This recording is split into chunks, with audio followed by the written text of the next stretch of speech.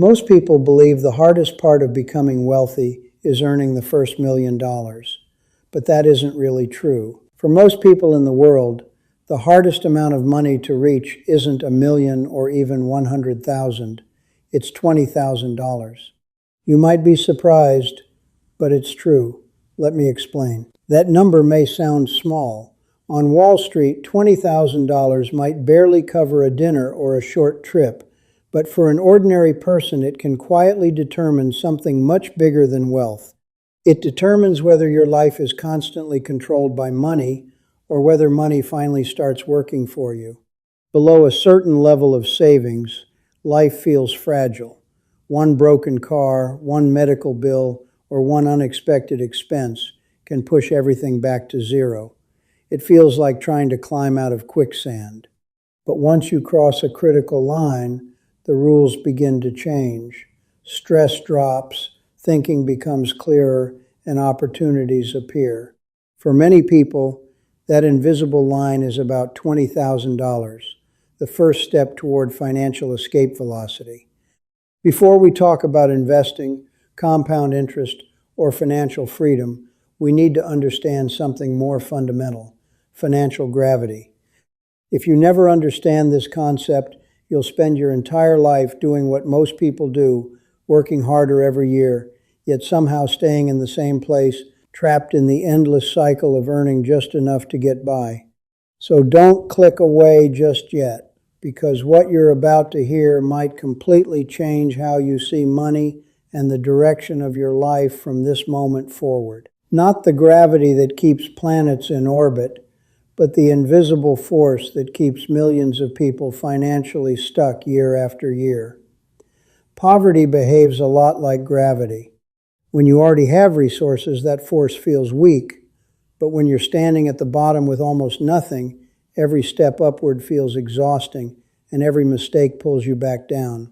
The harsh truth is that the less money you have, the more expensive life becomes.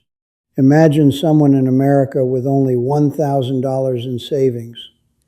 At first, that might not sound catastrophic, but watch what happens when something ordinary goes wrong. Your car breaks down and the repair costs $600. If you have $20,000 saved, it's frustrating but manageable. You fix the car and move on. But if you only have $1,000, that $600 can trigger a chain reaction. Maybe the repair forces you to pay rent late, which means a late fee. Now a $600 problem becomes an $800 problem. If you use a credit card with a 24% interest rate, the cost slowly grows even larger. The same pattern shows up everywhere. Cheap shoes wear out quickly. Cheap appliances break sooner. Small health problems get delayed until they become expensive emergencies. What looks like saving money today often becomes paying far more later. Over time, this pressure affects more than your bank account, it affects your mind. When you're constantly worried about next month's bills, your brain shifts into survival mode. Instead of planning the future, you focus only on the next crisis. That's why the first stage of building wealth isn't investing. It's escaping gravity. For many people, that turning point begins around $20,000 in savings, not because it makes you rich, but because it finally gives you breathing room. And for the first time, you gain a powerful ability, the ability to say no. I'd love to hear your thoughts. Drop a comment below if you agree. Let me ask you a brutally honest question. Have you ever wanted to say no but couldn't? Not because you agreed, and not because it was fair, but because you were afraid of what might happen if you refused. Maybe it was a boss asking you to stay late again without extra pay. Maybe it was a landlord raising the rent. Maybe it was a job you hated but felt trapped in. Deep down, you knew it wasn't right. But you said yes anyway, because you didn't have the financial room to say no. This is the hidden prison of financial fragility. Most people believe money only buys things: cars, houses, vacations. But the first thing money really buys is psychological breathing room. Imagine two people working in the same office in Chicago. Same age, same job title, same salary. Let's call them David and Michael. From the outside, their lives look identical. But there is one invisible difference. David has $500 in his bank account. Michael has $20,000 saved.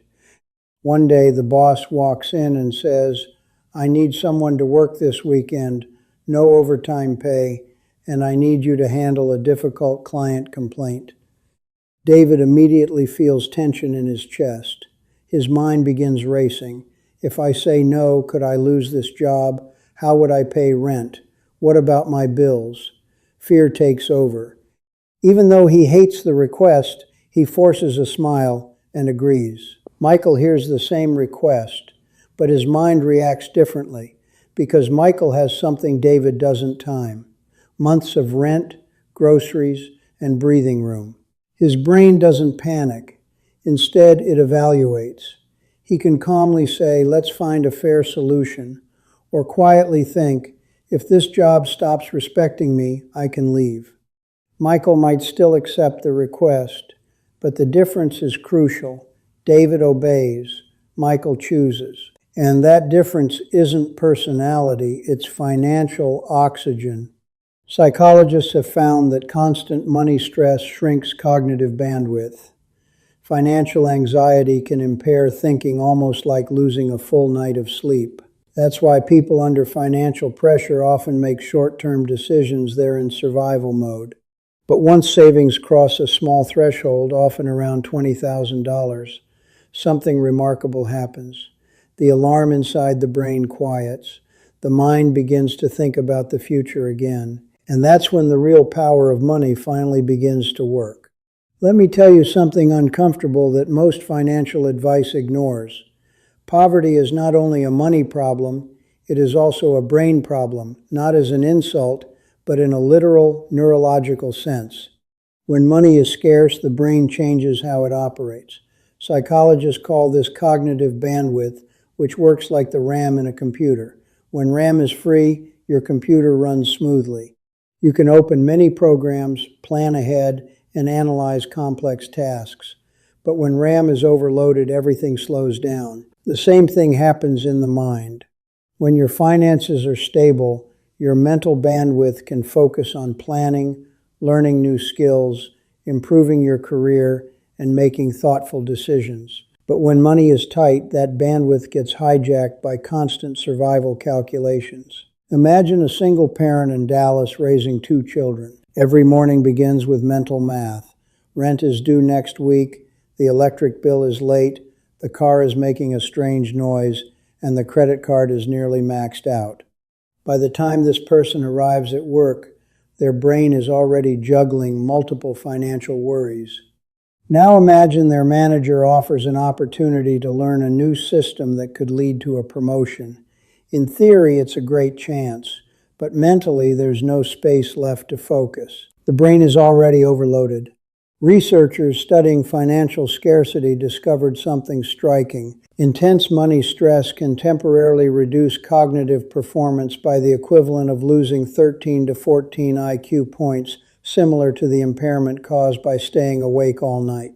That explains why people under financial pressure sometimes make decisions that appear irrational, like payday loans with extremely high interest rates. In reality, the brain isn't thinking long-term, it's trying to solve today's emergency. But once a person builds even a small financial buffer, something powerful happens. The mental noise fades, the brain regains its bandwidth, and long-term thinking becomes possible again. And when that happens, another powerful force can finally begin working in your favor: compound interest. Do you think financial stress has ever limited your ability to think about long-term goals? If you agree with this, let me know in the comments below. Many people misunderstand compound interest. They treat it like magic, as if you can invest a little money, wait long enough, and wealth will simply appear. But compound interest isn't magic. It's more like a machine, and every machine needs one thing before it can start running: critical mass. Without enough fuel at the beginning, the engine barely moves. Imagine a young professional in Phoenix who decides to start investing. After months of discipline, They manage to put $1,000 into the stock market. The market performs well and earns 10% that year. That means the investment grows by $100. Now ask yourself honestly, does that change anything in your life? Probably not. $100 disappears quickly. A grocery trip, a tank of gas, or a dinner out. This is the moment when many people feel discouraged and conclude that investing doesn't work. But the problem isn't the concept. The problem is the scale. Now imagine the same situation with one change. Instead of investing $1,000, you invest $20,000. The same 10% return now produces $2,000 in a year. Suddenly, that number feels different. $2,000 can cover a major car repair, a month of rent in some cities, or a family emergency. At that point, your investments begin to feel real. Your money is no longer sitting quietly, it is helping carry the weight of your life. And then something even more powerful happens. It compounds. Over time, that $20,000 can grow to $40,000, then $80,000, then much more. Eventually, your investments begin growing faster than your savings contributions. This is the moment when people finally understand the snowball effect. At first, you push the snowball uphill with pure effort. But once it reaches a certain size, gravity begins helping you instead of fighting you. That early core, the first meaningful savings, is what allows the snowball to start rolling. At what point do you think the financial machine really starts working for someone $10,000, $20,000, or $100,000? This is the point where many financial journeys quietly collapse. Not because people are lazy, and not because they lack intelligence. They fail because they encounter a test they never realized they were taking. I call this test the Great Filter. In astrophysics, scientists use this term to describe a mysterious barrier in the development of intelligent life.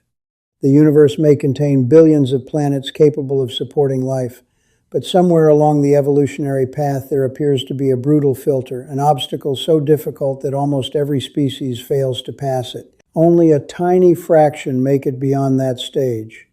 Wealth works in a surprisingly similar way. Millions of people work hard. Millions try to save, and many eventually reach their first meaningful financial milestone, about $20,000 in savings. But an astonishing number of them don't keep it for long. They reach that point and then slowly fall back to zero. Why? Because the moment you finally accumulate some money, a tempting voice appears in your mind. It sounds reasonable. It even sounds fair. You've worked hard. You deserve something nice. At first, the thought feels harmless, but that's when discipline begins to soften. Picture someone who spent years grinding, driving an old car, skipping vacations, watching every dollar. After years of effort, they finally reach $20,000 in savings. Then one afternoon, they walk past a car dealership and see a shiny new SUV, leather seats, huge dashboard screen, that unmistakable new car smell. The salesperson smiles and says, "Your down payment would only be about $20,000.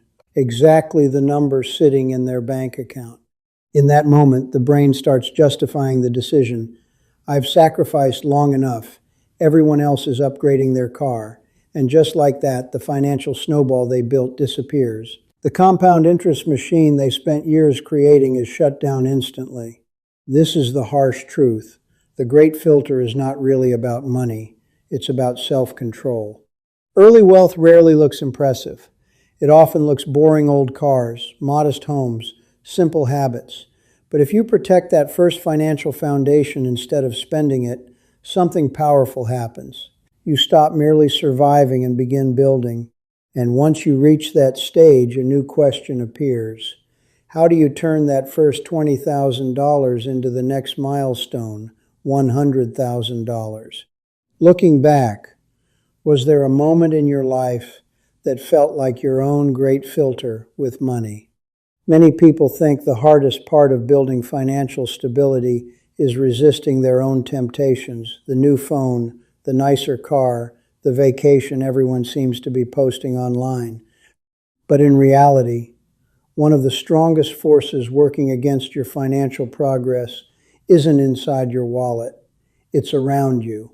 It's the people in your everyday life. Human beings are social creatures. We don't measure our lives only by numbers. We measure them by comparison. Who drives the nicer car? Who wears the better clothes? Who appears to be doing better? And these comparisons quietly influence how we spend money. Imagine a young couple living in Atlanta. After several years of hard work, they finally build a small emergency fund and begin saving seriously. They make a simple decision. No new cars for now, no expensive vacations, just steady financial progress. On paper, it's a smart plan, but socially, things begin to feel different. One weekend they meet friends for dinner. One friend just bought a new Tesla. Another just returned from a vacation in Cancun. Someone casually asks, "So when are you upgrading your car?" The couple laughs it off, but the pressure is there. Suddenly, their discipline looks unusual. The same thing happens at work. A coworker arrives in a brand new truck. Someone else talks about moving into a larger house. The conversation becomes a subtle competition, not openly hostile, but filled with comparison. Slowly, questions start forming in the mind. Am I falling behind? Maybe I'm being too strict. This is how social pressure quietly erodes financial discipline, rarely through one big mistake, but through dozens of small choices. A slightly nicer apartment, a slightly more expensive car, a few extra dinners out. Sociologists call this the crab bucket effect. If one crab is placed in a bucket, it can climb out easily, but if several crabs are together, they instinctively pull down any crab trying to escape. Human groups sometimes behave the same way. When you begin saving seriously or resisting impulsive spending, some people feel uncomfortable. Your discipline reflects their own habits. Ironically, many of the people creating this pressure are not financially secure themselves. Their success may be built on debt car loans, credit cards, or oversized mortgages. But because those realities are hidden, the visible signals create the illusion of prosperity. Building wealth in the early stages often means accepting something uncomfortable. Your life may look less impressive on the surface, but while others are upgrading appearances, you are building stability, and that foundation creates real freedom later. Have you ever felt pressure from friends or family to spend money, even when you knew it wasn't the right financial decision? This is the stage where the journey finally becomes practical. You have already done the hardest part. You escaped the gravity of constant financial stress. You resisted the temptation to reward yourself too early. You protected your first $20,000. But that number is not the destination. It is the launch pad.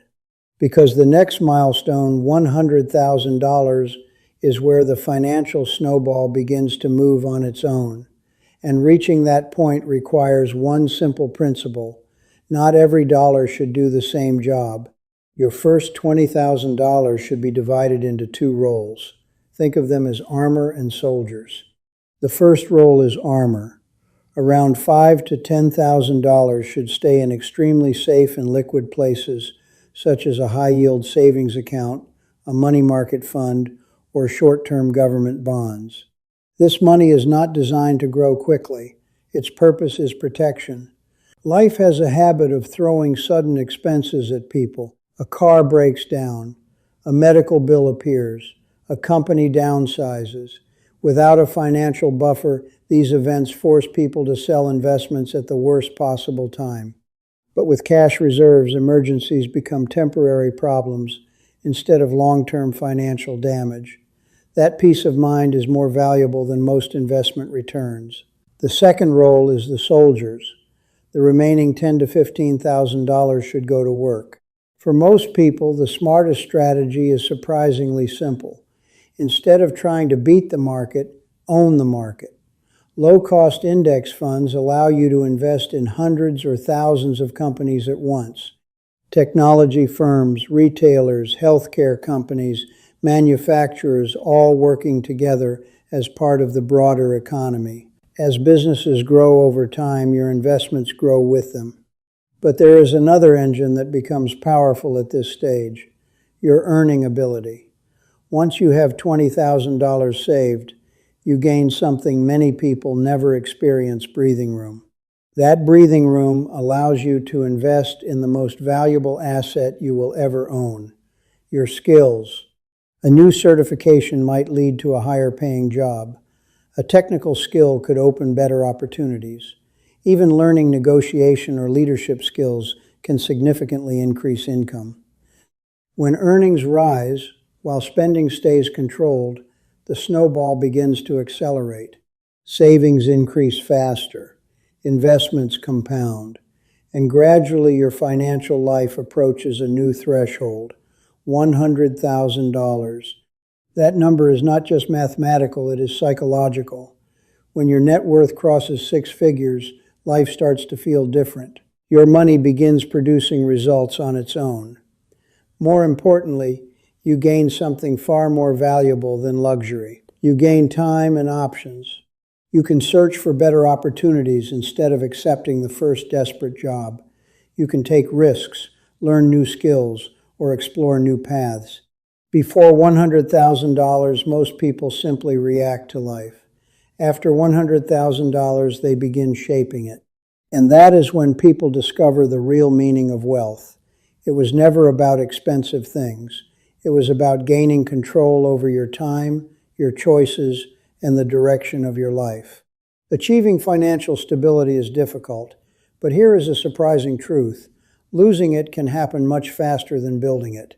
Someone might spend 5 or 10 years slowly escaping financial pressure, saving carefully and making disciplined choices, yet that progress can disappear in just a few months. Not because of bad luck, but because of a few common traps that quietly erase years of effort. The first trap is lifestyle inflation. This often appears when income starts to rise. A promotion, a better job, or a successful business brings in more money. Naturally, spending begins to grow as well: nicer housing, a newer car, more dining out, more subscriptions and convenience purchases.